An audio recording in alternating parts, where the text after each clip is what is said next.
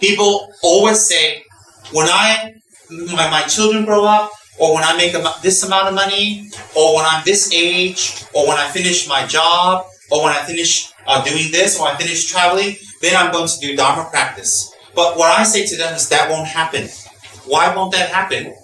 Because a result never arises from zero causes. If you don't create the causes now for that to happen later, why do you expect that later you can practice Dharma? If your guru tells you to give up now, do Dharma practice now, or do Dharma retreats now, or be involved with Dharma now, and you make excuses to not do it, then why do you think later you can do Dharma? If you can't do it now, it's because before you didn't do Dharma. If before you didn't do Dharma, you can't do it now. If you can't do it now, why do you think you can do it later? So later, all we have left is to look forward to is death. To look forward to is death. The only thing we have to look forward to. If we're fortunate, we can die within our guru's lifetime, or near our guru, or near our Dharma teacher, or an aspired being. Then they can make some prayers for us. But actually, the reason we cannot do Dharma practice now is because we didn't try to do it before. The reason we have so much anger now is because we didn't try to get rid of our anger before. The reason we're very miserly now is because we were very miserly before. So we were miserly last year, the year before, 10 years ago, 5 years ago. That's why we're miserly right now, because this is the result of our miserliness from before. So if we're miserly now, our miserliness will only increase 1, 2, 3 years later. It will only increase. Why? Whatever causes we make will increase. But the unfortunate part of anger and miserliness, all that increasing, the unfortunate part is we do not stay youthful forever. We get old, we get sick, and we have to die.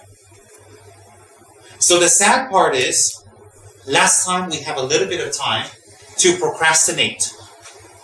But now we don't have time to procrastinate anymore. It's because death is much nearer. So when we think about death being very near, and we contemplate and we meditate on death being very near, if we meditate on it correctly, we will do Dharma practice. We will do. The causes for us to do Dharma practice is fear of death.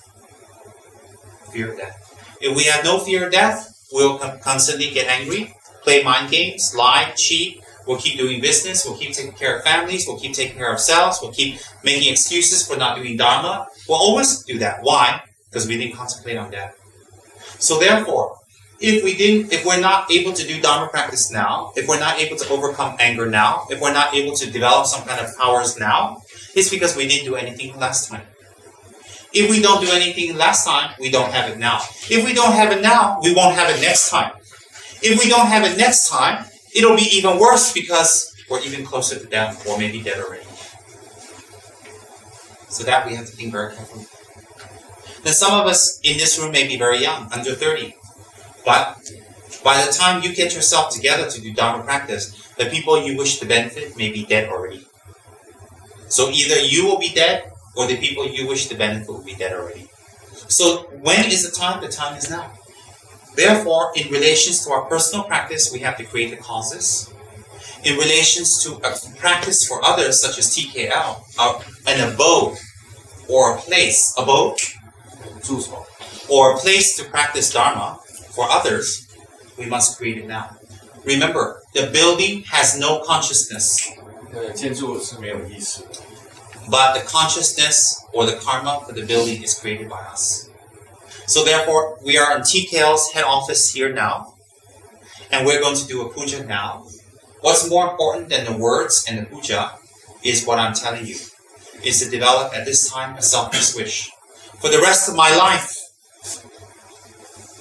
I will do Dharma practice. For the rest of my life, I will serve others without an agenda. For the rest of my life, I will fight the inner virtuous battle of destroying my anger, my wrong view, my pickiness, my fussiness, all the negative qualities I have in me, I will fight it. You see, it doesn't matter how others are negative or positive. It doesn't matter. Because if your mind is not trained, positive people cannot affect you, negative people can affect you if your mind is not trained. If your mind is trained, Positive people can affect you. Negative people cannot affect you. So therefore, if your mind is trained, positive people will affect you. You'll train your mind further. When you see a holy master, when you see Dharma brothers and sisters, you'll train your mind even more. When you even see a Buddha image, you'll train your mind even more. When you read a Dharma book, it'll open up your mind even more. Those are virtuous friends. So when negative situation happens, maybe we're married to someone negative, or we're with someone negative, or we have friends that are negative, or we are associated with people negative, it cannot affect us. Why can that not affect us? Because our mind is already trained. Our mind is already trained. So therefore, if we don't train our mind, then negative people can affect us very easily. If they want us to do negative things, we go and do negative things very easily. If they're selfish, if they're greedy, if they have ulterior motive, they have agendas, we'll be very angry and we'll be very disturbed. We don't want to help them. We get very angry, pissed off with them. And then when positive people try to affect us, it won't affect us. Why? We don't have the merits to listen to what positive people will say. So if our lamas give advice, we won't listen. If our Dharma brothers and sisters give us advice, we won't listen. If we read Dharma books, it doesn't go in. We like it, but it doesn't go in. So therefore, when we don't cultivate this type of mind, then negative people will affect us. Positive people will not. If we cultivate our mind, then positive people will affect us, and negative people will not. That's why I tell my friends and students, it doesn't matter who you're with. It doesn't matter who you stay with or who you have. Train your whole mind. Train your whole mind. Why? There's no way to get away from positive and negative and samsara until you don't like it. So it's very important to train your whole mind. Therefore, if you want positive people to affect you, you practice Dharma.